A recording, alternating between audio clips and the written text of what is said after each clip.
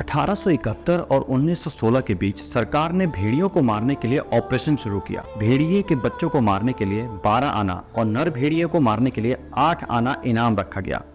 उत्तर प्रदेश के जौनपुर में वयस्क भेड़ियों को मारने के लिए 5 रुपए तक का इनाम रखा गया था। परिणाम ये हुआ कि इन 4 दशक में देश भर में 1 लाख से ज्यादा भेड़िए मारे गए थे। 5 सितंबर 2024 की रात करीब 9 बजे थे।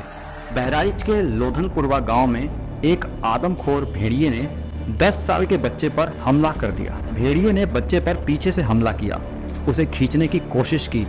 बच्चे की चीख पुकार सुनकर घर के लोग बाहर निकल आए। भेड़िया बच्चे को वहीं छोड़कर भाग गया। उत्तर प्रदेश के बहराइच में भेड़िए का ये पहला हमला नहीं है। बीते 20 दिनों में आदमखोर भेड़िया 9 लोगों की जान ले चुका है।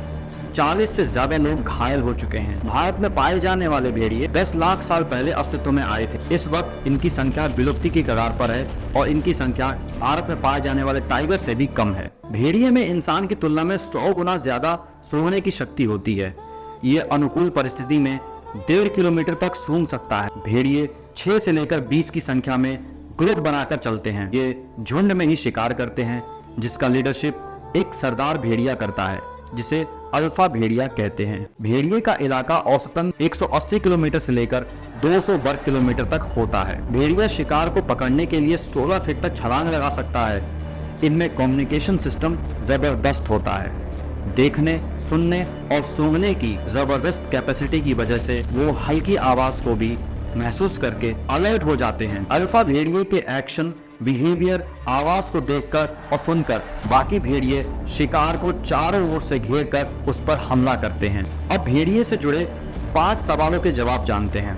इंसानों से छिपकर रहने वाला सबसे शर्मीला जानवर भेड़िया इंसानों पर हमले कब और क्यों करता है? भेड़िया आमतौर पर शर्मीले स्वभाव का जानवर होता है।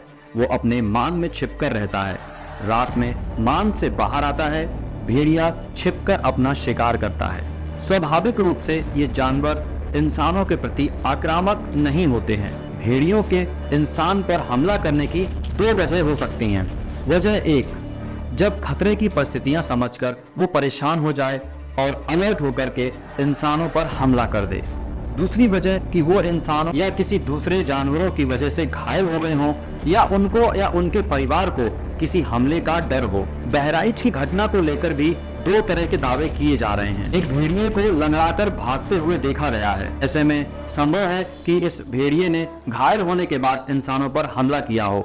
भेड़िया झुंड में रहता है और एक भेड़िए को देखकर दूसरे भेड़िया उसे फॉलो करते हैं। ऐसे में अगर घायल भेड़िया झुंड का सरदार हुआ तो पॉसिबल है कि उसे देखकर ही बाकी के भेड़िया इंसानों पर हमला कर रहे होंगे। कुछ लोग ये भी अनुमान लगा रहे हैं कि भेड़िए का बच्चा बाहर के पानी में बह गया होगा, इसलिए उसके माँ बाप इंसानों पर हमला करने लग रहे होंगे। उसे देखकर बाकी के भेड़िए भी हमला कर रहे हैं। किसी वजह से भेड़िया गलती से भी इंसानी बच्चे का शिकार कर ले तो उसे इसकी आदत लग जाती है।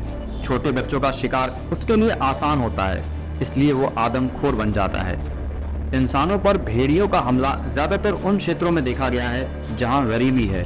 ऐसी जगहों पर बच्चे घर के बाहर खेलते रहते हैं और उनकी देखभाल सही से नहीं हो पाती है। सवाल 2, भेड़िए झुंड में ही क्यों चलते हैं? भेड़ियों की सामाजिक संरचना काफी मजबूत होती है। वो अपने झुंड से कभी भी अलग नहीं होना चाहता है। झुंड के सबसे मजबूत और बड़े भेड़िए को झुंड का सरदार चुना जाता है।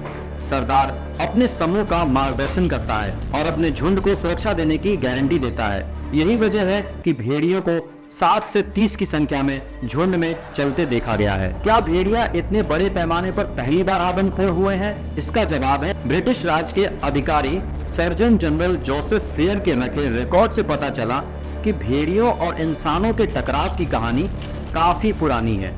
19वीं सदी में कई साल तो ऐसा भी हुआ जब बाघों से ज्यादा भेड़ियों ने इंसान का शिकार किया। साल 1875 में बाघों ने 828 लोगों को और भेड़ियों ने 1018 लोगों को मारा था। इतना ही नहीं, 1970 के दशक में ऐसे दर्जनों केस सामने आए जिसमें भेड़ियों ने गर्भवती महिलाओं का पीछा किया, उनमें से कुछ को अपना शिकार भी बनाया। 1871 और 1916 के बीच सरकार ने भेड़ियों को मारने के लिए ऑपरेशन शुरू किया। भेड़िए के बच्चों को मारने के लिए 12 आना, नर भेड़ियों को मारने के लिए 8 आना इनाम रखा गया। उत्तर प्रदेश के जौनपुर में वयस्क भेड़िए को मारने के लिए 5 रुपए तक का इनाम रखा गया।